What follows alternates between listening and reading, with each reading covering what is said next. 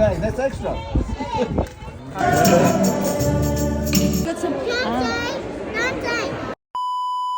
G'day mga tita and tito. Hello from Australia. Hello Pilipinas. Kamusta Surala? Hello world!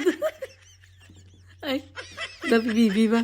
So ngayong araw ng linggo, it's a family day, no? Pero absent ang lula na puti namin. Ti kay masama rin yung pakaramdam niya. Agaga pa siya nagtawag no, hindi talaga ako makapunta, darling. Ti sinagot ko siya, nami-nami ang mga pagkain doon ngayon. Traidor. Pero seryoso, hindi talaga maganda ang pakiramdam ni Lula ngayong araw, ante. Kaya sabi niya, I'll better to stay home and make myself warm and comfortable daw. So sa kadami-dami ko naman ng mga vlog about magsimba kami, ante, may kain talaga dito sa amin. Bonggahan na ngayon, oh. Tapos may papansit dito si Tito, Tita. Visitorian sila, galing sila ng Adelaide yata. Nagawa man sila ng masarap na pansit, impas ko dyan in just few minutes. Wala good na tirate. Oh, masarap kasi. So for today's breakfast, tita, ang nakatoka sa kusina, mga Filipinos, tsaka yung mix-mix ng ibang mga titas dyan. So no wonder na overload na naman ang ating lamisa at tsaka tiyan. Si Tito, sige baligyan ang kanya mga gulay-gulay dyan kasi paubos na, tagdos. So naglabasan kami ngayon, impas ang gulay, naging rampa ko manti. Bow! Ang bigatlan nga pong hango ka broccoli, tita, napaksi man yan. So imbis kay magrampa-rampa sa nang nanay, ginbulsa ko na lang ang mga pupoday. Pero sa atin-atin lang ito, wag nyo talaga pagsasabi ha, mag-start na ako ng diet sa Lunes. Kasi hindi naman ako makahinga sa tiyan ko, tiyan, bakit ba nagabulto man ito? Kailangan ko talaga mga 1 million na mga disiplina sa sarili ko, tita, na mag-say no sa rice. Hirap talaga ng rice. Uy, may dala kami nito, tita. Nabili namin yan kay nag-fundraising sila sa church, no? So nakabili kami ng 6 na dosena, 2 sa amin, 4 man pala ang binili ni Lola. Grabe man talaga si Lola, nagbili na kuratan good si Uncle. O pagkuha, 6 talagang dala namin. Yan ang dinner namin ngayon. Nung nag-selfie video ako, tiba pa uwi kami, nung nakita ko man yung buhok ko, parang inukay ng mga maraming burawakwak. Sabi ko, ano man ang nangyari sa buhok ko? Pagdating ko, sabi ko, bantay ka lang sa akin, kay gugutrabin kita.